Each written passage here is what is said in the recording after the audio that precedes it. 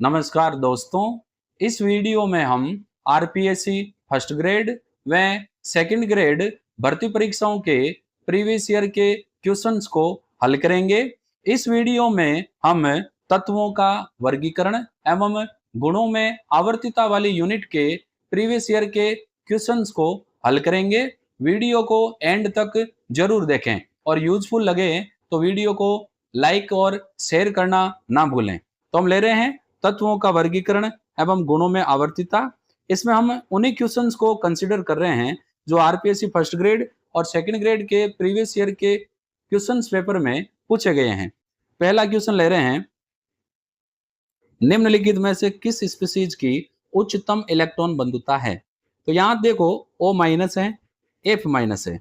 तो यहाँ अगर हम फ्लोराइड की बात करें तो यहाँ पहले से ऋणावेश है और इलेक्ट्रॉन बंधुता में हम एक इलेक्ट्रॉन और जोड़ रहे हैं, तो आने वाले इलेक्ट्रॉन और पहले से उपस्थित इलेक्ट्रॉनों के मध्य प्रतिकर्षण होगा। सेम चीज यहाँ ऑक्सीजन में होगी। बच्चे अपने ऑक्सीजन और Na+ की इलेक्ट्रॉन बंधुता ऑक्सीजन की तुलना में कम है, तो यहाँ पर दिए गए ऑप्शन में उच्चतम इलेक्ट्रॉन बंधुता होगी आपके ऑक्सीजन की। तो क्वेश्चन नंबर 1 में आपका जो ऑप्शन फर्स्ट है वो राइट हो जाएगा। चलते हैं क्वेश्चन नंबर 2 पर। आवर्त में बाएं से दाएं जाने पर परमाणु आकार के घटने का कारण है प्रकाश विद्युत प्रभाव, नाभिकीय आकर्षण बल में कमी, नाभिकीय आकर्षण बल में अधिकता, परिरक्षण प्रभाव। आवर्त में बाएं से दाएं जाने पर नाभिक में प्रोटॉनों की संख्या बढ़ती है, परिणाम स्वरूप नाभिकीय आकर्षण बल बढ़ता है, जिससे बाह्यतम कोश के इलेक्ट्रॉन नाभिक की ओर चले जाते हैं, अर्थात आकार घटने लगता है। तो सही आंसर हो जाएगा नाभिकीय आकर्षण बल में अधिकता। अगला क्वेश्चन नंबर 3, सारीय धातुओं में आयनन एंथैल्पी का घटता हुआ क्रम है। तो सारी धातु होती है lithium, sodium, potassium, rubidium, caesium. जैसे जैसे हम वर्ग में नीचे जाते हैं वैसे वैसे कोश संख्या बढ़ती है और बाह्यतम कोश के इलेक्ट्रॉन नाभिक के बीच की दूरी लगातार बढ़ती है। तो परमाणु आकार बढ़ता है और परमाणु आकार बढ़ने के कारण संयोजी कोश के इलेक्ट्रॉन को पृथक करने के लिए आवश्यक ऊर्जा का मान कम होगा, अर्थात वर्ग में ऊपर से नीचे जाने पर आयनन एंथैल्पी का मान लगातार घटता है। तो इसमें क्रम हो जाएगा सबसे ज्यादा लिथियम, फिर सोडियम, फिर पोटेशियम, फिर रुबिडियम और फिर सीजियम। तो लीना केरब यानी क्वेश्चन नंबर जो 3 है इसमें हो जाएगा आपका ऑप्शन सी सही हो जाएगा। चलते हैं क्वेश्चन नंबर 4। एक तत्व का परमाणु क्रमांक 11 है, इसका ऑक्साइड होगा। परमाणु क्रमांक 11 किसका होता है? सोडियम का। और सोडियम जब ऑक्सीजन से रिएक्शन करता है तो बनाता है Na2O। सोडियम एक धातु है और धातुओं के ऑक्साइड जो हैं वो क्षारीय प्रकृति के होते हैं, जबकि अधातुओं के ऑक्साइड सामान्यतः उदासीन होते हैं।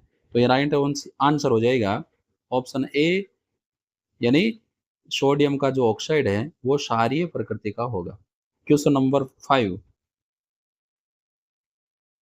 अच्छा 4 हमने कर लिया, 3 हमने कर लिया, ठीक है। Question number 5।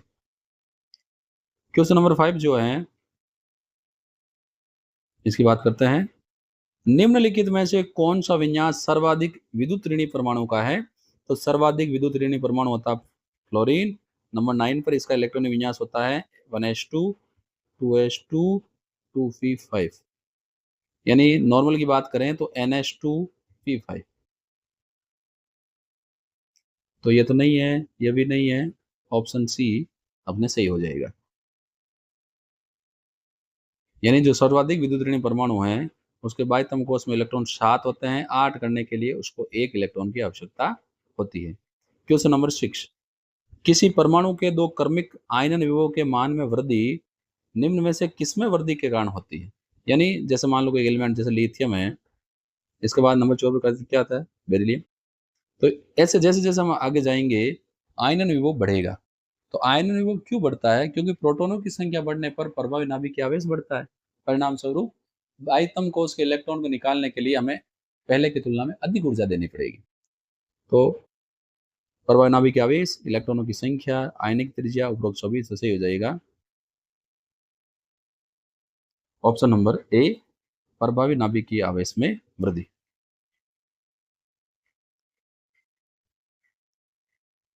क्वेश्चन नंबर 7 पे आते हैं। तत्वों के यानी कार्बन, नाइट्रोजन, फॉस्फोरस, सल्फर के परमाणु आकार का सही क्रम है। तो देखो, कार्बन के बाद आता है नाइट्रोजन, नाइट्रोजन नीचे आता है फॉस्फोरस, और फिर आता है सल्फर। आवर्त में बाएं से दाएं जाने पर परमाणु आकार क्या होता है? घटता है। और ऊपर से नीचे जाने पर परमाणु आकार क्या होगा आपके? बढ़ता है। तो कार्बन और नाइट्रोजन की तुलना करें, नाइट्रोजन बाद में आता है, इसीलिए कार्बन का जो परमाणु क्रमांक है वो नाइट्रोजन से अधिक होगा। तो यहाँ पर नीचे भी डाउन साइड भी जा रहे हैं, तो सबसे ज्यादा होगा सल्फर का, फिर फॉस्फोरस का, कार्बन नाइट्रोजन में कार्बन का, और सबसे कम किसका होगा? नाइट्रोजन का। तो ये क्रम हम ढूंढ रहे हैं, सबसे ज्यादा सल्फर, फॉस्फोरस, कार्बन, नाइट्रोजन। अपने क्वेश्चन नंबर जो 7 है, इसमें देखो, नाइट्रोजन के नीचे, अच्छा सॉरी, ये थोड़ी सी अपने चेंज करते हैं। सल्फर जो है वो नाइट्रोजन के नीचे नहीं आएगा, ये नाइट्रोजन नीचे फॉस्फोरस, फिर यहाँ आएगा ऑक्सीजन, फिर यहाँ आएगा सल्फर। तो सल्फर और फॉस्फोरस की तुलना करते एक ही आवर्त के हैं, सल्फर बाद में है तो सल्फर का कम होगा, तो सबसे ज्यादा होगा फॉस्फोरस का, फिर किसका होगा? सल्फर का, फिर नाइट्रोजन और कार्बन में किसका ज्यादा होगा? कार्बन का, क्योंकि पहले है, फिर नाइट्रोजन का। तो इस क्रम में सल्फर क्योंकि फास्फोरस के बाद में है, तो सल्फर का परमाणु आकार फास्फोरस से कम होगा, क्योंकि इसका परमाणु नाभिक आवेश ज्यादा है। तो फास्फोरस का ज्यादा, उसके बाद सल्फर, उसके बाद कार्बन, नाइट्रोजन में कार्बन, और सबसे छोटा किसका होगा? नाइट्रोजन। तो phosphorus, sulphur, carbon, nitrogen, option जो ए है ये आपके सही हो जाएगी। तो क्वेश्चन नंबर 7 में आपके ऑप्शन 7 में ऑप्शन फर्स्ट सही हो जाएगा। ये एमसीक्यू आपको पीडीएफ के फॉर्मेट में आंसर की सहित मेरे Telegram channel chemistry bye Sushil Kumar Jahangir पे मिल जाएंगे, जिसका लिंक आपको इस वीडियो के डिस्क्रिप्शन बॉक्स में मिल जाएगा। क्वेश्चन नंबर 8, आधुनिक आवर्त सारणी में आवर्त में निम्नलिखित में से किसको व्यक्त करता है? परमाणु संख्या, मुख्य क्वांटम संख्या, परमाणु द्रव्यमान, द्विगंशी क्वांटम संख्या। जो आवर्त है वो एन को व्यक्त करता है, मुख्य क्वांटम संख्या को। क्वेश्चन नंबर 9, उच्चतम इलेक्ट्रॉन लब्धि वाला तत्व है। इलेक्ट्रॉन लब्धि या इलेक्ट्रॉन लब्धि एंथैल्पी, तो वो कौन है आपके? क्लोरीन। कई गलती से फ्लोरीन को कर देते हैं, लेकिन फ्लोरीन के छोटे आकार के कारण इलेक्ट्रॉन इलेक्ट्रॉन प्रतिकर्षण होता है, इसीलिए क्लोरीन का सबसे ज्यादा होता है। तो उच्चतम इलेक्ट्रॉन लब्धि आपके क्वेश्चन नंबर जो 9 है, इसमें सही हो जाएगा क्लोरीन।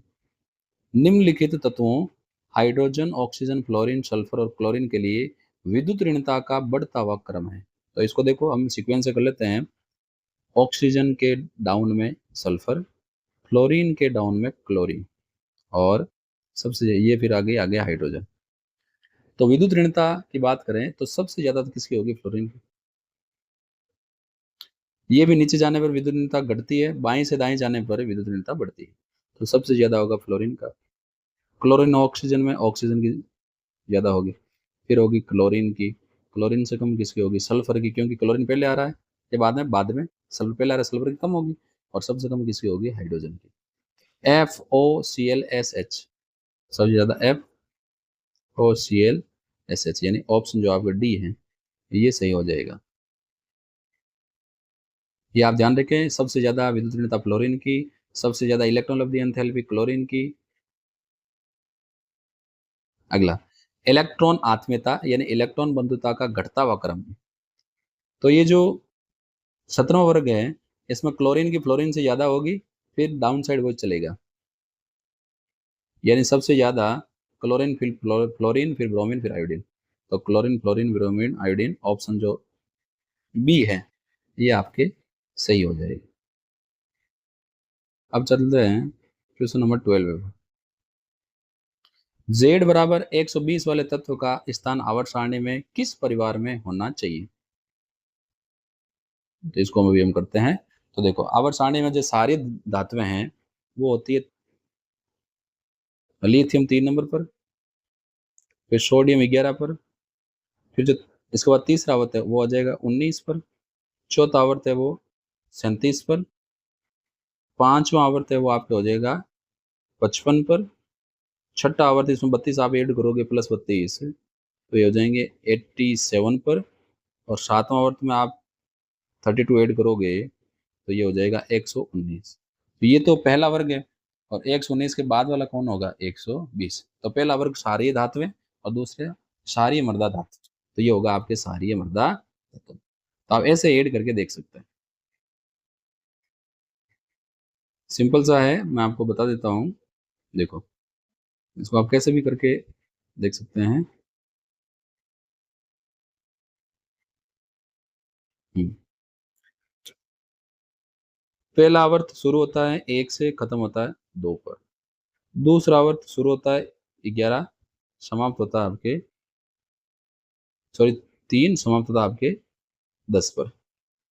तीसरा आवर्त जो है आपके शुरू होता है 11, समाप्त होता है 18।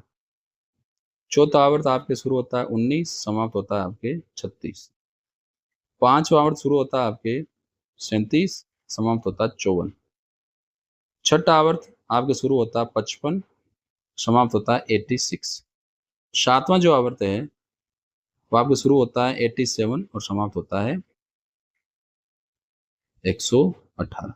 उसके बाद आएगा 119 और 120। तो ऐसा आप ध्यान में रख के याद कर सकते हैं। फिर आपको पता चल जाएगा जो एलिमेंट वो किस आवर्त में होगा, आवर्त के हिसाब से फिर आप प्लस करके निकाल सकते हैं।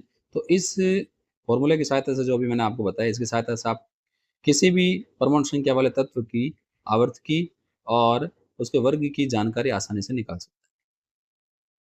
क्वेश्चन नंबर 13, बढ़ते हुए धात्विक लक्षण का सही क्रम है। तो जो दिए गए हैं उनको हम एक बार लिख लेते हैं। इसमें आपको दिए गए हैं बेरिलियम, मैग्नीशियम, सोडियम, मैग्नीशियम से पहले आएगा, फिर है फॉस्फोरस और सिलिकॉन। तो ये फॉस्फोरस और ये सिलिकॉन, ऐसे ये क्रम हो गया। ये दूसरा आवर्त और ये, सॉरी ये तीसरा आवर्त और बेरिलियम वाला दूसरा आवर्त। पहले आवर्त में हाइड्रोजन हीलियम दो ही है।